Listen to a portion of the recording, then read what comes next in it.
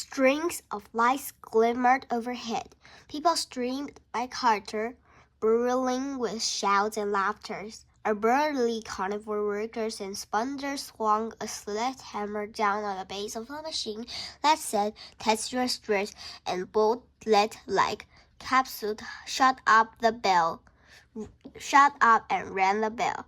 "Step right up," the burly man pointed at the sledgehammer at Carter. "Are you a man or a mouse?" "Neither," said Carter. "Sorry, I don't have any money."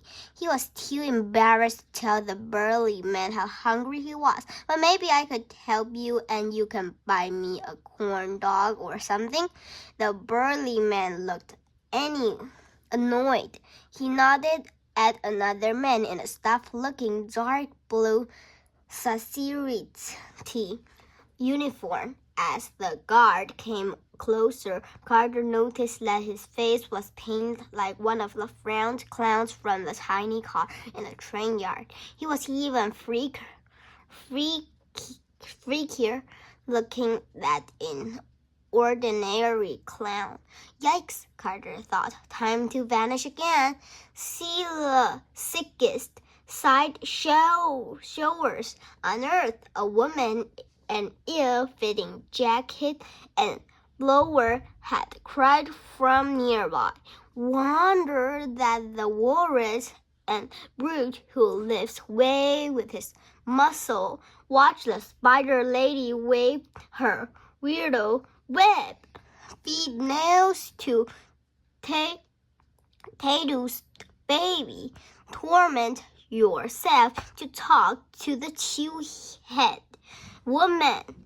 There didn't appear to be any admission fee to this tent, so Carter ducked inside. He followed a group of specters through a dimly lit gallery lined with glass box. A half chicken, half pig, the world's longest fingernail, a Venus flytrap whose bob was the size of a cracked watermelon. Last was glass confine containing the skeleton of mermaid. As others hooted and awed, Carter rolled his eyes. All these things were fake. He could see the seam where the chicken and the pig had been joined together, as well as the wood grain in the fingernail and dried paint on the Venus flytrap. One of the mermaid bones even had a price tag still on it. A large velvet curtain gave away to another room. This once spectrated into a series of small cages, one after the other. Carter looked over his shoulder, but he didn't see the seriously clown following him anymore. Maybe he was safe now. He began to lose himself in a strange surroundings. The first strange feature, a plump toddler in a diaper whose skin was covered in tattoos. He sat in the middle of an enormous wooden playpen, giggling, dawdling, and banging some blocks together. When is he going to eat some nails? A specter near. Carter complained. The Tattoo's baby glared at the man, spit at the ground, then went back to the banging blocks harder than before. "Someone needs a adapter change," Carter whispered to himself.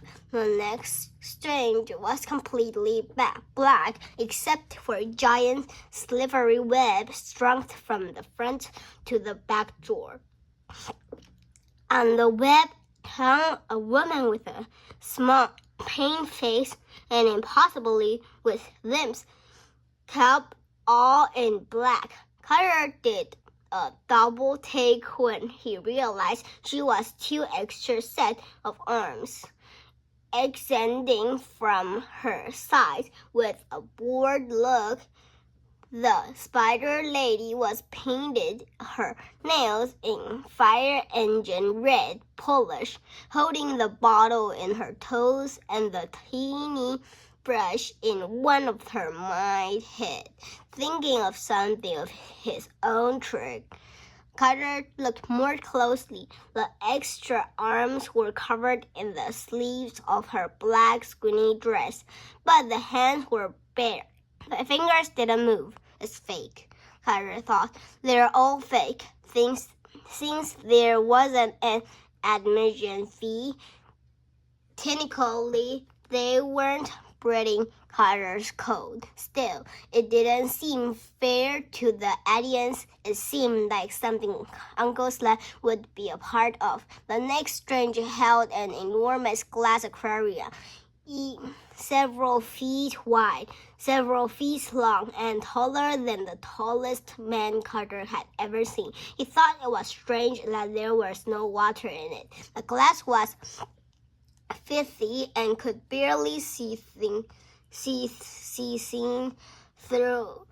As people pushed their face against it, they screamed or gasped. One woman nearly fainted when it was Carter's turn.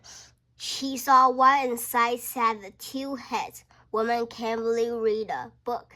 The destroyed a few made her even more ghastly.